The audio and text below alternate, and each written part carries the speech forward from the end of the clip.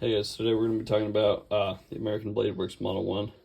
It's personally one of my favorite knife models of all time, hence the fact that I have 3 of them. So we're just going to do a quick little review.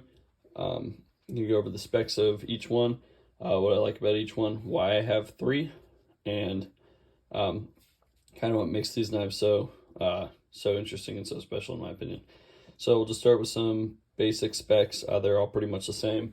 They each have a 3¼ inch blade, and 4.6 inch handle, so you're looking at an overall of about 7.8 inches. So it's a good medium-sized knife. Fills out the hand pretty good. You got a pretty good amount of cutting edge on both models, Wharncliffe and drop point. These have different steels. This one is in 20 CV. You can see it milled in the blade there, and then these two are in MagnaCut.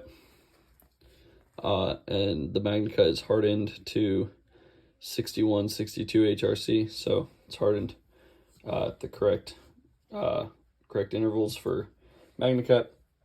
Everything else on it, as you can see, I have a good good spread of materials. This one's G10. This one's micarta, and then this one's a G10 and titanium frame lock. They all have stainless liners, stainless hardware, titanium clip, and backspacer. So it's like a geared backspacer and then just a really, really simple clip. So why I have 3 of these and why I like them so much. This was my first one. This one 20 CV frame lock. I picked it up because I liked the color. At the time, it was one of my first frame locks. I thought the milling on the titanium looked really nice. It's pretty shallow, but it's still, you can still hear it. There's still a little bit of grip to it. And then the blade has these machining grooves that I've always really liked. Thought they were pretty cool. These things came pretty sharp. You got a little bit of jimping right there. I don't really use them much because I tend to have my finger a lot more out here or just full fisted. But yeah, the titanium one, it's a really good, smooth action. It's not drop shutty, but it's shake shut. Pretty good action. The detent is tuned really nice. You can definitely fail it for sure, but if you're just using it like a normal knife, you shouldn't have any problems. It's got a steel lock bar insert. This one's a little interesting. So the pivot's T15. And then I found that a T7 tends to work for all the hardware. So it's a little bit of an interesting hardware setup, but it's kind of nice. I have one bit specifically for this knife. This frame lock is really interesting. It's got like a swirly cut. There's a little cutout on the inside. I prefer it being on the inside, and I like that it's quite farther down, which means you get really good lock bar interface with the blade, and it's pretty easy to disengage because that cutout is so far down. Yeah, so this one is probably my second favorite in terms of the model. It's super nice, super good looking. It's my first one. Second one I bought, this is right after a blade show. I don't remember which one, and they'd released these Wharncliffe ones. River's Edge Cutlery had put them up, and I bought it, got in on the drop. This one's got a pretty strong detent. It's a pretty stout knife. The lock bar is 100% engaged with the blade. This one also has insanely good action. Same pocket clip. This one just has micarta scales on both sides, still steel liners. This one's in MagnaCut. The blade comes down really, really thin, just a flat grind. This really nice pokey Wharncliffe blade. It's really good for getting down in packages and all the normal EDC stuff. I kind of like how it looks closed. This one's nice and slim, but this one just looks funny to me. It's just a little quirky thing I like about it. It's really nice micarta. As you can see, this one's definitely had some use. But yeah, this one is probably my favorite in terms of looks and usability. This is probably the one I carry the most. and that edge is screaming sharp. I always like the sharpening choil on these. You get a pretty good amount of life to sharpen left. This one I've had to sharpen a couple times, and it's done really good for me. So last one I have, they released drop points in MagnaCut, and I wasn't originally going to buy one, but one of my friends got it for me as a gift.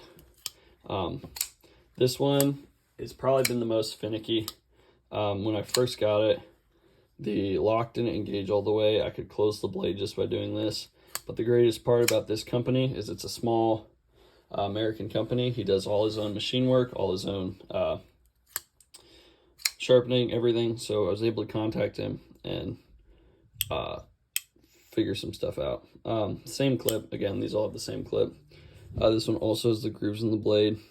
The worn clip does not. But the MagnaCut on this one, I've never had to sharpen this thing. I've had it for about 4 months now, and I haven't had to mess with it at all. Strop it every now and then. For the most part, stay pretty good. So why is this my favorite knife model? It's really simple. It's super, basic and minimalist. It's just got a basic drop point blade, a neutral handle. It's got a little bit, just a perfect spot for your hand to fit. I like the handles that are skinny in the front and wide in the back. Makes it really nice to wrap my hand around. And overall, it's just a great blade. It fits in the pocket good. It's got a simple pocket clip. It's got nice little touches like the geared back spacer that wraps all the way around. Super easy to take apart, super easy to maintain. Made in the USA. Just a good local company that I feel like more people should know about. They're putting these at a really good price point. All of these in order, $250 brand new, $200 and $200. So for $200, you're getting American made, MagnaCut, really good handle materials, really good milling, really good machine work, titanium clip, titanium backspacer, all for $200, and then a frame lock for $250, and at the time 20 CV. Just a really good, really cool company, really simple knife designs. They have a couple other models, fixed blade and then a titanium frame lock. But yeah, so I use them a lot. One of my favorite companies, one of my favorite knives to carry just because of how simple and ergonomic and just slicey they are. These blades are still, kind of robust on the edge. I don't know the exact width, but they come down to a really nice fine tip, really thin blade, slices through cardboard like nothing else. They all just simple flipper operation, but the flipper is positioned in a good spot, a little bit above the pivot, so they all fire open pretty authoritatively. So, and they in the pocket, they all sit, even the Warncliffe one, sit, pretty slim, don't take up much room. The one thing that a nitpick I guess I have is the blade, when you close it in the handle for the drop point, it seems like there's just so much more room that, it can take up. And you can see in the Warncliffe, it takes up a little bit more room. It's barely longer than the drop point. But I like that better. That's just a tiny, simple OCD nitpick. I wish there was more blade to maximize the amount of blade you get with the handle. But the good thing about it is there's no way it's going to come into contact with that backspacer. There's plenty of room. They're all really nice and really centered. Stayed that way since I got them.